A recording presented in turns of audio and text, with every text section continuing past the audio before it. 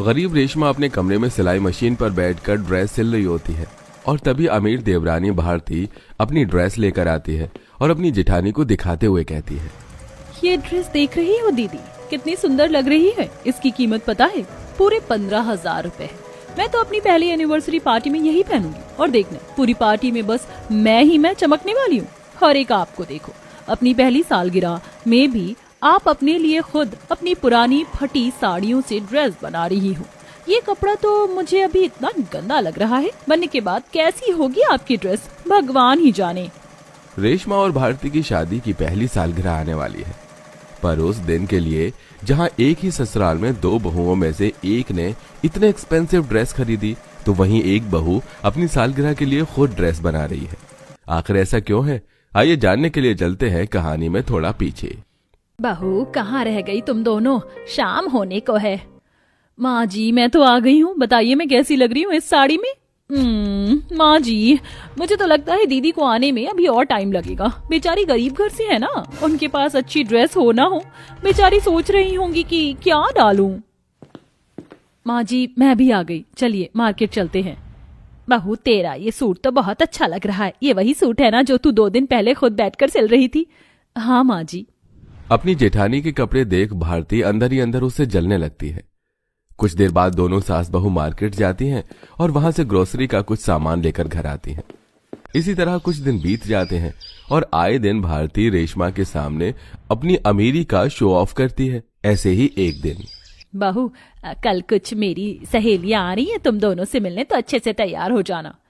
माँ जी आप फिक्र मत कीजिए, मैं कल टिप टॉप तैयार हो जाऊंगी। बस डर तो रेशमा जेठानी जी का है, पता नहीं उनके पास अच्छे कपड़े हैं या नहीं। वो गरीब है ना, पता नहीं मायके से कोई ढंग के कपड़े लाई भी हैं या नहीं। ऐसा नहीं है बहू, भले ही रेशमा बहू गरीब है पर वो अपने कपड़े बहुत अच्छे बनाती है। मुझे पूरी उम्मीद है कि वो कल अच्छे से ही तैयार होकर आएगी। इतना बोलकर शांति वहां से चली जाती है और अगले दिन शांति की कुछ सहेलियां उसकी दोनों बहुओं से मिलने के लिए आती हैं। और जब शांति की सहेलियां भारती को देखती हैं तो वो कहती हैं, बहू तुम्हारी ये साड़ी तो बहुत सुंदर है और इसमें तुम बहुत अच्छी लग रही हो। ऐसा लग रहा है जैसे ये तुम्हारे लिए ही बनी हो। शुक्रिया आंटी जी मेरी तारीफ करने के लिए। हाँ वो ड्रेस तैयार हो जाएगी पर कपड़ा आपको देना होगा, और आप जिस तरह ड्रेस की बात कर रहे हैं उसकी सिलाई मैंने 1000 रुपए ली थी, पर आप मेरी जानकारी में हैं तो मैं कुछ कम कर दूंगी। रेशमा बात करके करुणा और गायत्री के पास आती है और शांति की दोनों ही दोस्त रेशमा के कपड़े देख उसकी तारीफ करती हैं। अब बहू तुम सिलाई करना जानती हो, ये तो बहुत अच्छी बात है। और क्या तुमने अपनी ये साड़ी खुद बनाई है? इसका ब्लाउज तो बहुत सुंदर है, कितना अच्छा डिजाइन लग रहा है। माफ करना आंटी जी, मुझे आने में देरी हो गई और मैं अपने कपड़े खुद ही बनाती हूँ। मुझे अपनी सिली हुई ड्रेस पहनना ही ज्यादा पसंद है। तुम्हारी सिलाई तो मुझे भी बहुत पसंद आई, अब तो मैं तुमसे ही सिलाई करवाऊंगी। अपनी गरीब जेठानी की तारीफ सुनकर भारती का मुंह बन जाता है और वो वहां से चली जाती है। अब इसी तरह कुछ दिन बीत जाते हैं और शांति की दोनों ही बहुओं की शादी की पहली सालगिरह पास आ जाती है और भारती अपने पति से कहती है, सुमित हमारी पहली शादी की सालगिरह आ रही है, मुझे एक बहुत प्यारी ड्रेस चाहिए और माँ जी कह रही थी कि वो हमारी सालगिरह के लिए एक छोटी सी पार्टी रख रही है घर में, तो मुझे ऐसी ड्रेस दिलाना जिसे पहनकर पार्टी में बस मैं दिखूं। भारती मेरे पास टाइम नहीं है, अगर तुम्हें ड्रेस चाहिए तो तुम माँ के साथ चली जाना। तुम्हारे पास तो कभी समय नहीं रहता। भारती मुंह बनाकर बैठ जाती है। वहीं रेशमा विदेश में बैठे अपने पति से बात करती है।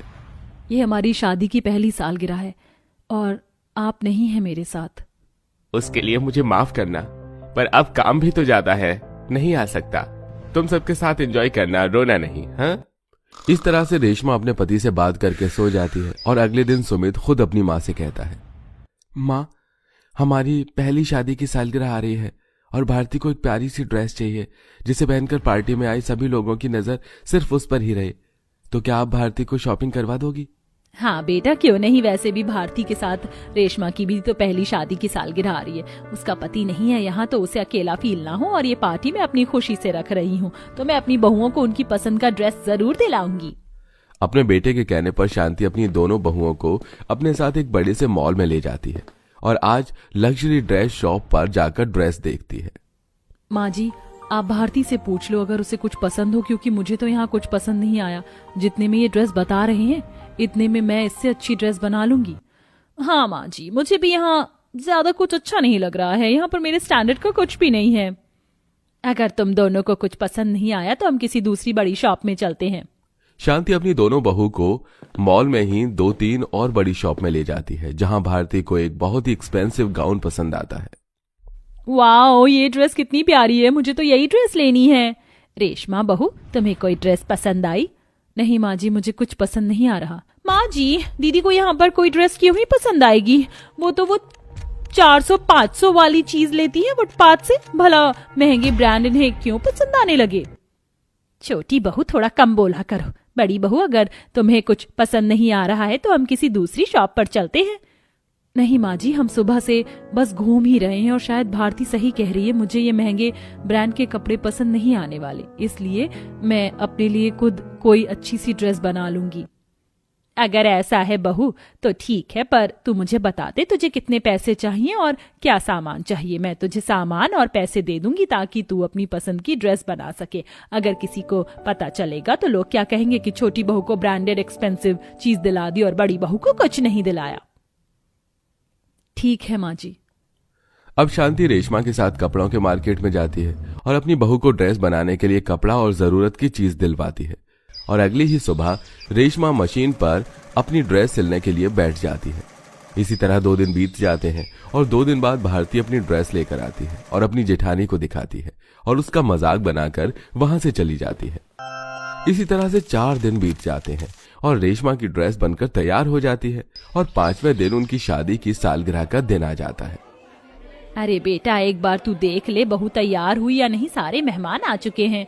माँ जी, मैं तो तैयार होकर आ चुकी हूँ, पता नहीं जेठानी जी को और कितना समय लगेगा। मैं तो कहती हूँ कि हम एनिवर्सरी केक काटने की तैयारी कर लेते हैं। लगता है उनकी ड्रेस तैयार नहीं हुई और वो कमरे में बैठकर दुखी हो रही हैं और पछता रही हैं कि काश वो भी मेरी तरह कोई एक्सपेंसिव एनिवर्सरी ड्रेस ले लेती।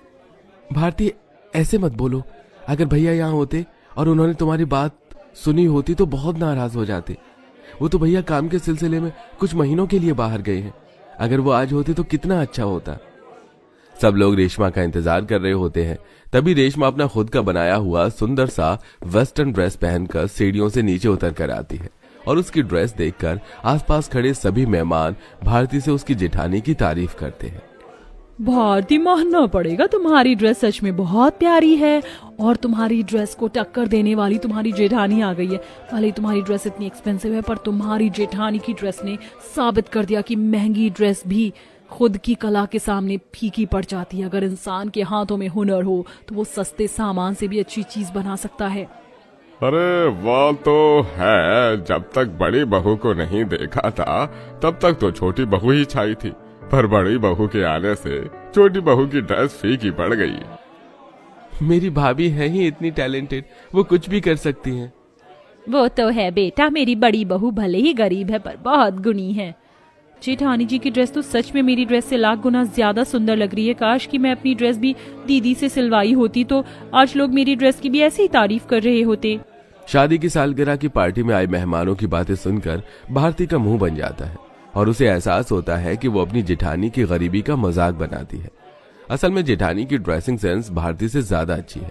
इसी बीच काम से ब्रेक लेकर रेशमा का पति वीरेंद्र भी आ जाता है और अपनी पत्नी को सुंदर सी ड्रेस में देखकर उसकी बहुत तारीफ करता है। अपने पति को देख रेशमा इतनी खुश होती है कि इमोशनल हो जाती है।